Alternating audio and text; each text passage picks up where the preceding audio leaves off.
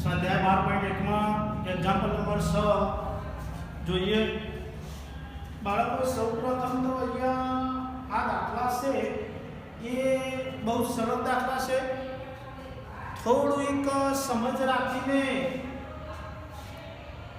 અંશ અને છેદ મૂકીને છેદ ઉડાડીશું ત્યારે એનો તરત જ જવાબ મળી જાય છે બાળકો એટલે તમે આ બધા ગુણોત્તરના દાખલા છે આપણે 12.1 ની અંદર અમુક દાખલા જ્યાં રીત બદલાય છે ત્યાં આપણે દાખલા એ પ્રમાણે લઈ લીધેલા છે બાકીના જે દાખલા છે એ તમે ગૃહ કાર્યમાં કરજો બાળકો આજે આપણે એક્ઝામ્પલ નંબર 6 જોઈએ નીચેનાનો ગુણોત્તર શોધો એમાં a b c અને d તો પહેલો a જોઈએ આપણે 81 અને 108 तो गुणोत्तर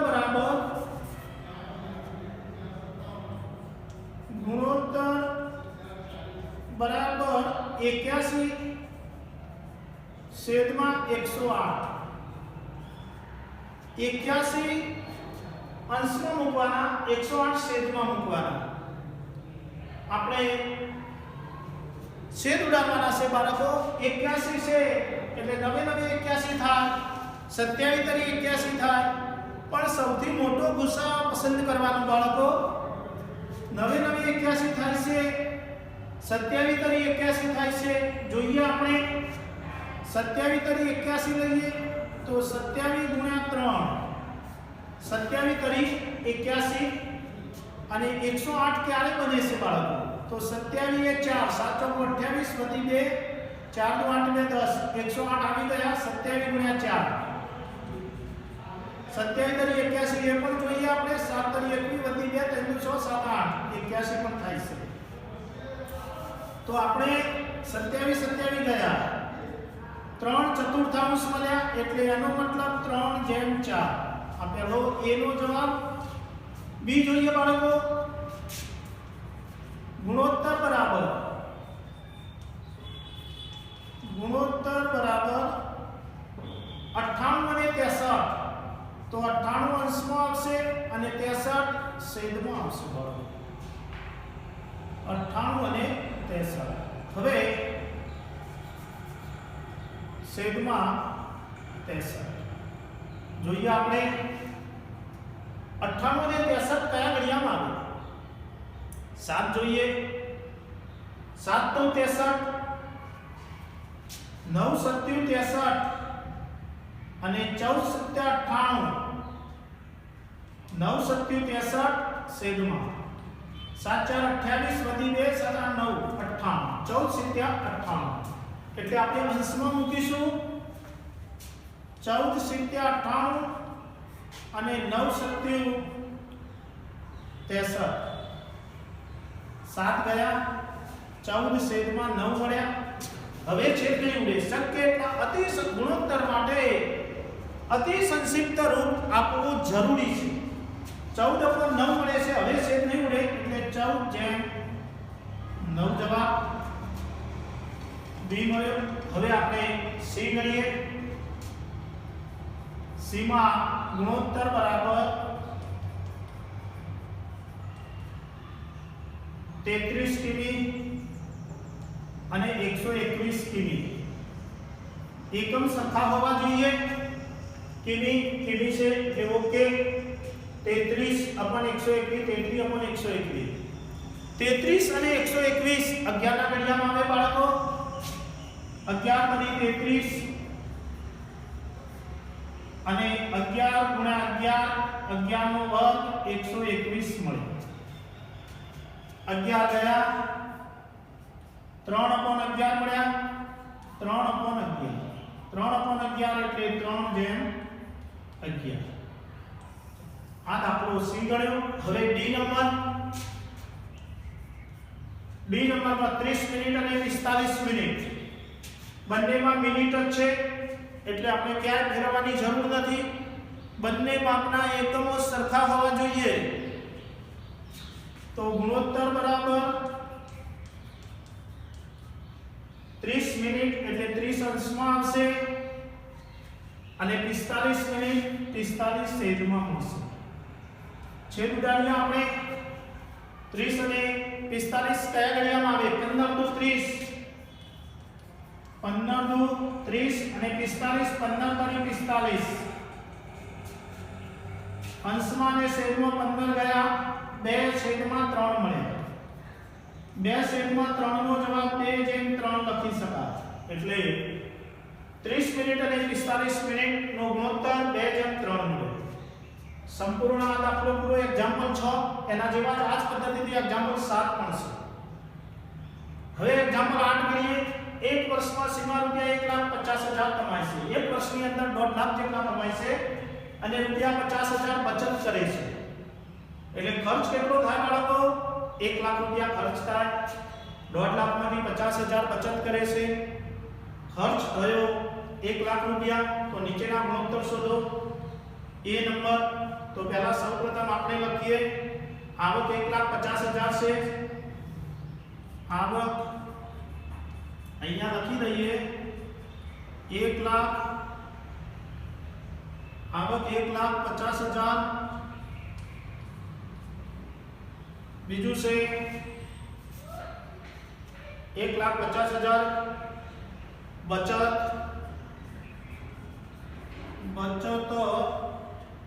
અને રૂપિયા 50,000 બચત કરે છે 50,000 અને ખર્ચ આપણે 1,50,000 માંથી 50,000 માઈનસ કરીએ તો એ ખર્ચ થયો ગણાય એટલે 1,50,000 માંથી આ 50,000 બાદ જાય એટલે 1 લાખ मध्ये 1 લાખ એ ખર્ચ છે 1 લાખ કેવી રીતે લખાય એ પણ ધ્યાન રાખજો બાળકો એકમ દશક 100 હજાર દશના લાખ 1 લાખ થઈ ગયા હવે આપણે એ નંબરની ગણતરી કરીએ સીમા કમાય છે તે રકમ એટલે આવક અને તે બચત કરે છે તે રકમનો તો એનો ગુણોત્તર આપણે શોધીએ તો આવક અને બચતનો ગુણોત્તર આવક અને બચતનો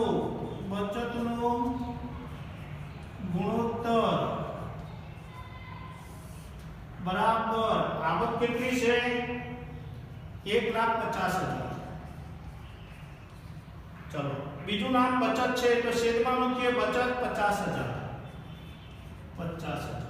જોઈએ હવે છેદ ઉડાડીએ 1 2 3 ચોથું બરાબર 4 મીંડા નીચે 4 ગયા તો ઉપર 4 મીંડા ગયા 5 તરી 15 કેટલા 5 તરી 15 એટલે ઉપર 3 આયા નીચે કઈ નથી તો 1 એટલે આનો મતલબ 3/1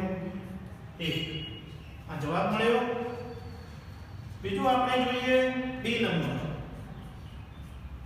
તેને બચાવેલ રકમ અને તેને ખર્ચ કરેલ રકમનો બચત અને ખર્ચનો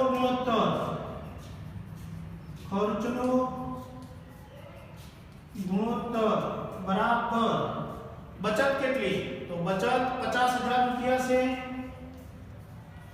અને ખર્ચ કેટલો છે 1 લાખ રૂપિયા કેટલો છે બાળકો 1 લાખ રૂપિયા ચલો હવે આપણે જોઈએ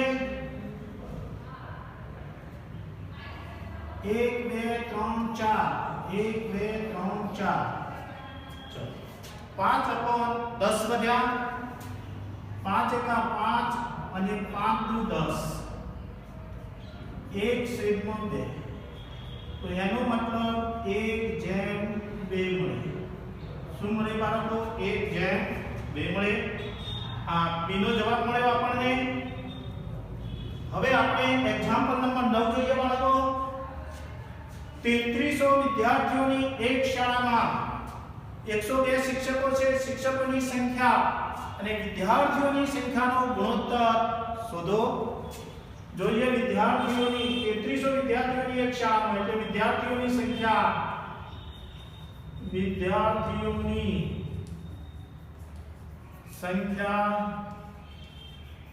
કેટલી છે 3300 અને 102 શિક્ષકો છે શિક્ષકોની સંખ્યા કેટલી છે બાળકો 102 તો આ 102 હવે આપણે ગુણોત્તર સામનો શોધવાનો છે એ આપણે ચેક કરીએ શિક્ષકોની સંખ્યા અને વિદ્યાર્થીઓની સંખ્યાનો ગુણોત્તર શોધો તો અહીંયા લખીએ શિક્ષકોની સંખ્યા અને વિદ્યાર્થીઓની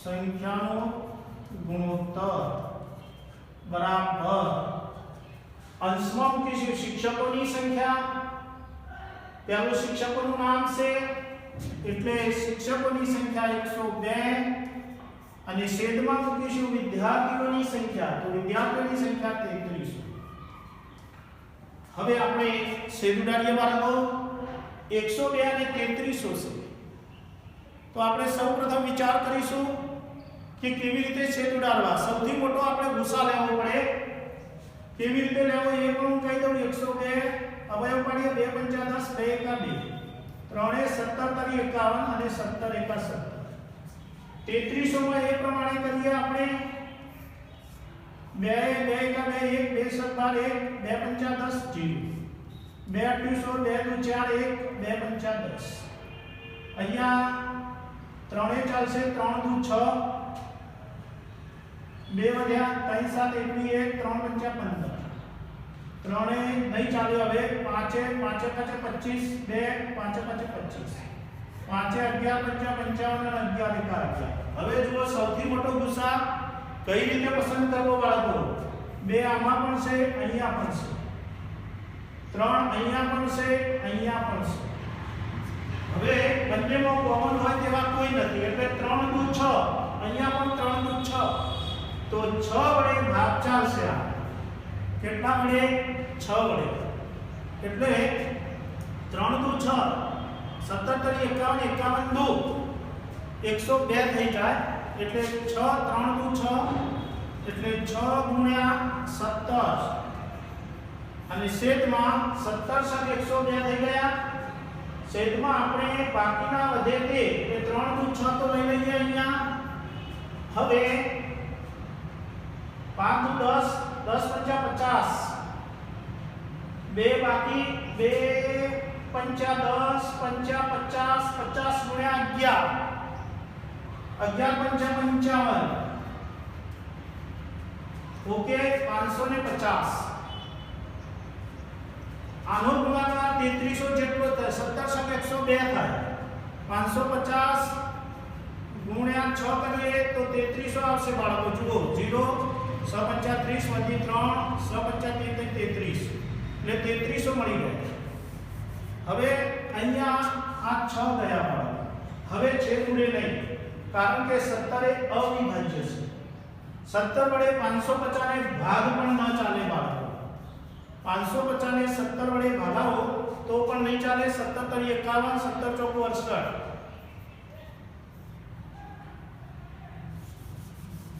એટલે 17 જેમ 550 જવાબ આવશે 17 જેમ 550 આ શિક્ષકોની સંખ્યા અને વિદ્યાર્થીઓની સંખ્યાનો ગુણોત્તર મળ્યો હવે આપણે આની જરૂર નથી ગણતરી માટે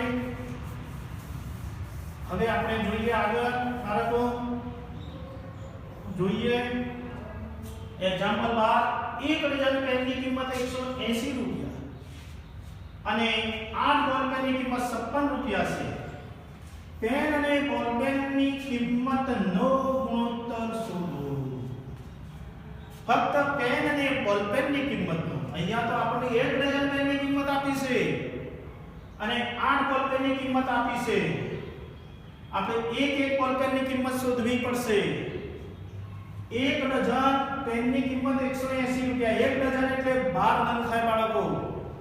1 ડઝન બરાબર 12 નંગ. એટલે પદ મૂકીએ છીએ. સૌપ્રથમ આપણે પેન અને બોલપેનની કિંમતનો ગુણોત્તર શોધવાનો છે.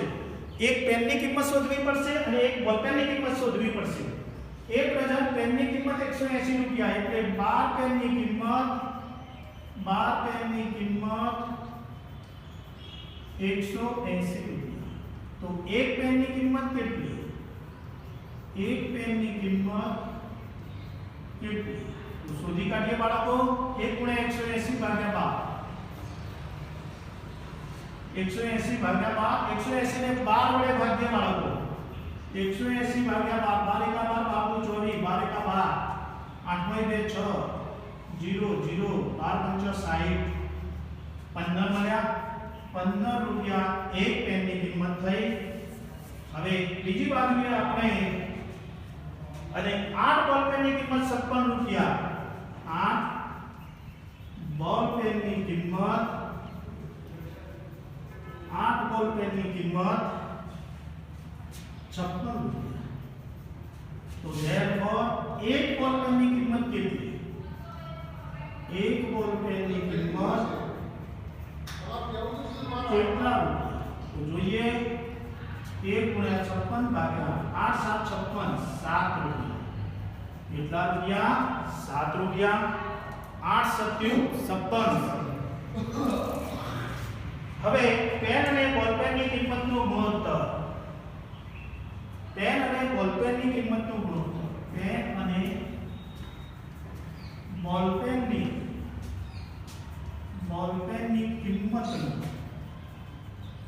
કિંમતનો ગુણોત્તર જોઈએ આપણે બાળકો. બરાબર. પહેલું નામ પેન છે તો પેનની એક પેનની કિંમત કેટલી છે? 15 રૂપિયા. તો આપણે 15 અંશમાં લઈશું.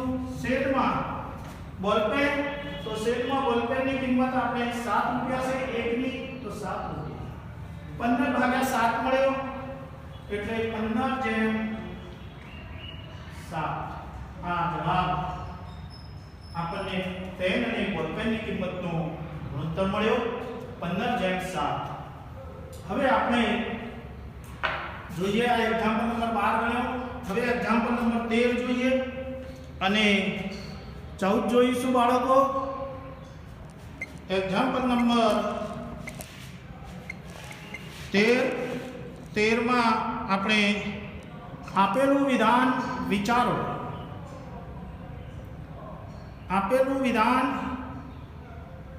વિચારો. એક સભાખંડની પહોળાઈ અને લંબાઈનો ગુણોત્તર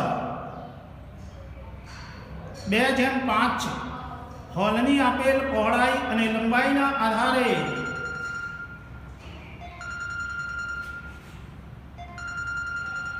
નીચેનું કોષ્ટક પૂર્ણ કરો. તો આપણે આ દાખલો જોઈએ બાળકો. તો અહીંયા આપણે આ દાખલાની અંદર એક કોષ્ટક આપેલું છે બાળકો. તો સભાખંડની પહોળાઈ મીટરમાં અને સભાખંડની લંબાઈ મીટરમાં આપેલી છે. આ બે ચોરસ ખાના શોધવાના છે. ગુણોત્તર આપેલો છે. આપેલું વિધાન વિચારો. એક સભાખંડની પહોળાઈ અને લંબાઈનો ગુણોત્તર 2:5 છે. હોલની આપેલ પહોળાઈ અને લંબાઈના આધારે નીચેનું કોષ્ટક પૂર્ણ કરો. જોઈએ આપણે. તો સભાખંડની લંબાઈ 25, સભાખંડની પહોળાઈ 10. તો પહેલા બે કોષ્ટક માટે સભાખંડની પહોળાઈ મીટરમાં શોધવાની છે. આપણે સભાખંડની પહોળાઈ આપણે મીટરમાં જોઈએ. આપણે કે સભાખંડની પહોળાઈ શોધીશું આપણે. તો અહીંયા આપણે ક્રમમાં લઈએ. પહેલો અને બીજો, પહેલો અને ત્રીજો ની સરખામણી કરીશું. બરાબર. તો આપણે સભાખંડની પહોળાઈ 10 છે અને લંબાઈ 25 મીટર છે. તો સૌપ્રથમ આ બે ખાના 10/25 બરાબર આ ચોરસ ખાનું અને છેદમાં 50. હવે જોઈએ આપણે therefore આ ચોરસને કરતા બનાવીએ અથવા ત્યાં રાખીએ તો પણ મળી જશે 10 × 50 અંશમાં ચોકડી ગુણાકાર કરવાનો બાળકો અને છેદમાં 25 બરાબર ચોરસ. તો ચોરસને હવે છેદ ઉડાડીએ બાળકો. 25 દુ 50 10 દુ 20 બરાબર ચોરસ. ચોરસ ખાનાનો જવાબ 20 મળે. એટલે સભાખંડની લંબાઈ 50 મીટર હોય ત્યારે પહોળાઈ 20 મીટર થશે. અહીંયા લખી દઈએ સભાખંડની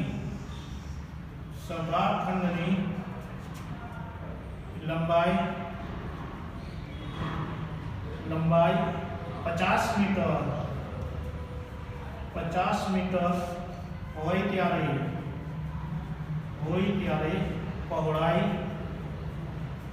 પહોળાઈ 20 મીટર થશે. 20 મીટર થશે. હવે આપણે પહેલો અને ત્રીજો સરખાવીએ. આ ખાનાનો જવાબ મળી ગયો આપણને 20. કેટલા મળ્યા? 20 મળ્યા. તો અહીંયા આપણે 20 લખી શકીએ. હવે પહેલો 10/25 બરાબર 40 ચોરસ ખાનું. પહેલો ત્રીજા સાથે સરખામણી કરીએ આપણે ત્યારે આપણને જવાબ મળશે બાળકો. therefore ચોરસને કરતા બનાવીએ એટલે ડાબી બાજુ લાવીએ તો અહીંયા 40 × 25 આ ચોરસ ડાબી બાજુ આવે એટલે અંશમાં જતો રહ્યો. છેદમાં તો 40 છેદમાં 25 હતા એ અંશમાં આવી ગયા. 40 × 25 ભાગ્યા 10 મળ્યા. therefore હવે આપણે જોઈએ તો 0 0 ગયો. 25 × 100 એટલે 100 ગણાય. તો આપણે લખી શકીએ કે સભાખંડની પહોળાઈ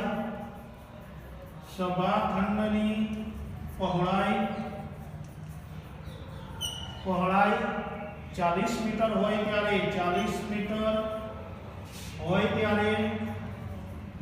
હોય ત્યારે 40 મીટર હોય ત્યારે લંબાઈ 100 મીટર હોય. લંબાઈ 100 મીટર થશે. હવે આપણે આ કોષ્ટક પૂર્ણ થયું. તો આ 100 જવાબ મળ્યો. તો અહીંયા આપણે 100 લખી શકીએ બાળકો. તો હવે એક્ઝામ્પલ નંબર 14 જોઈએ. શીલા અને સંગીતા વચ્ચે 20 પેન 3:2 ના ગુણોત્તરમાં વહેંચો. આપણે વહેંચણી કરવાનું કહ્યું છે બાળકો. શીલા અને સંગીતા વચ્ચે 20 પેન 3:2 ના ગુણોત્તરમાં વહેંચો. બરાબર. તો સૌપ્રથમ ગુણોત્તરના પદોનો સરવાળો.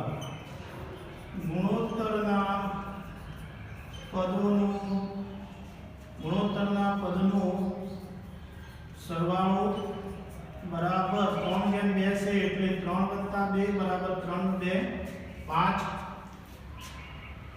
ગુણોત્તરના પદ 3:2 છે નો સરવાળો 3 + 2 3 2 5. શીલાને પેનનો 3/5 ભાગ મળે અને પેનનો 3/5 ભાગ મળે. પહેલા 3 હતા તો 3/5 અને જમણી બાજુએ આપણે લખીએ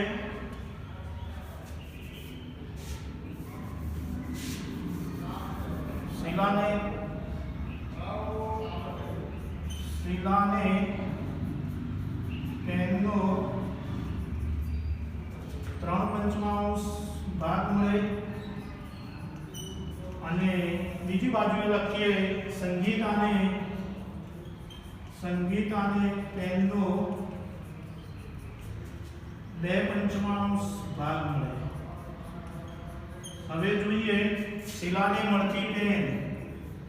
શીલાને મળતી પેન બરાબર મળતી પેન બરાબર કુલ પેન કેટલી હતી? 20 પેન. 20 ગુણ્યા 3/5 બરાબર 5 ચોગુ 20 4 તરી 12. એટલે શીલાને મળતી પેન 12, સંગીતાને મળતી